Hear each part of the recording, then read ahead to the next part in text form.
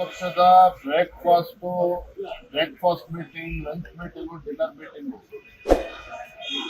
ಈ ಮೀಟಿಂಗ್ಗಳೇ ಇವತ್ತು ನಮ್ಮ ರಾಜ್ಯವನ್ನ ಕುಲಗೆಡಿಸಿರುವಂಥದ್ದು.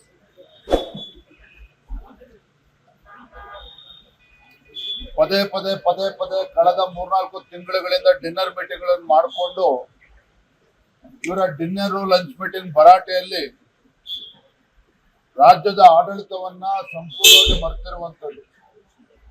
ಇವರ ಡಿನ್ನರ್ ಮೀಟಿಂಗ್ಗೆ ಇವತ್ತು ಕಬ್ಬು ಬೆಳೆಗಾರರ ಹೋರಾಟ ಇವತ್ತು ವಿಕೋಪಕ್ಕೆ ಕಾರಣನೇ ಇವರ ಡಿನ್ನರ್ ಮೀಟಿಂಗ್ಗಳು.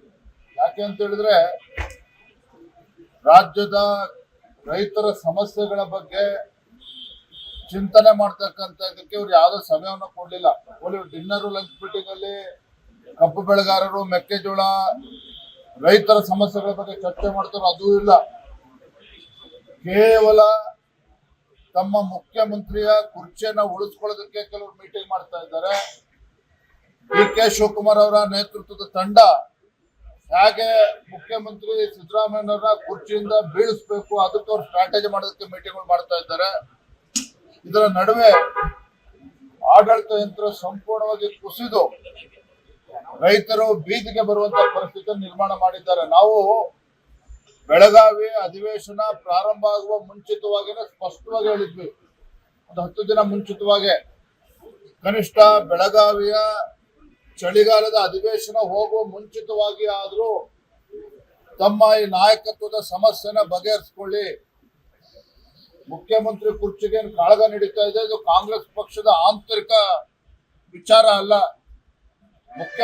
ಕಾಂಗ್ರೆಸ್ ಮುಖ್ಯಮಂತ್ರಿಗಳಲ್ಲ, ರಾಜ್ಯದ ಮುಖ್ಯಮಂತ್ರಿಗಳು, ರಾಜ್ಯದ ಆಡಳಿತ ಚುಕ್ಕಾಣಿಯನ್ನ ನಡೆಸ್ತಕ್ಕಂಥ ಮುಖ್ಯಮಂತ್ರಿಗಳು ಇಷ್ಟೊಂದು ಗೊಂದಲವನ್ನ ಮಾಡಿಕೊಂಡು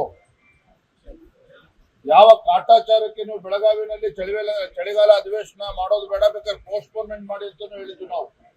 ಮುಂದೂಡಿ ನೀವು ನಾಯಕತ್ವದ ಗೊಂದಲದ ನಡುವೆ ಚಳಿಗಾಲದ ಅಧಿವೇಶನ ಯಾವ ಪುರುಷಾರ್ಥಕ್ಕೆ ಮಾಡ್ತೀರಿ? ನಾಯಕತ್ವ ಗೊಂದಲವನ್ನ ಬಗೆಹರಿಸ್ಕೊಂಡು ಆಮೇಲೆ ಬನ್ನಿ ಅಂತ ಹೇಳಿದ್ವಿ, ಅದನ್ನು ಕೂಡ ಕೇಳಿಲ್ಲ.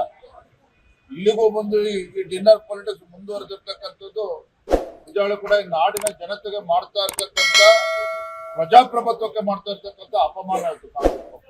ಲೇಟೆಸ್ಟ್ ಹಾಗೂ ಇಂಟ್ರೆಸ್ಟಿಂಗ್ ಸುದ್ದಿಗಳಿಗಾಗಿ ಬಾಸ್ ಟಿವಿ ಕನ್ನಡ ಚಾನೆಲ್ನ ಸಬ್ಸ್ಕ್ರೈಬ್ ಮಾಡಿ, ಹಾಗೆಯೇ ಬೆಲ್ ಐಕಾನ್ ಪ್ರೆಸ್ ಮಾಡಿ. ಇದರ ಜೊತೆಗೆ ಫೇಸ್ಬುಕ್, ಇನ್ಸ್ಟಾಗ್ರಾಮ್, ಎಕ್ಸ್ ನಲ್ಲೂ ಮಿಸ್ ಮಾಡದೆ ಫಾಲೋ ಮಾಡಿ.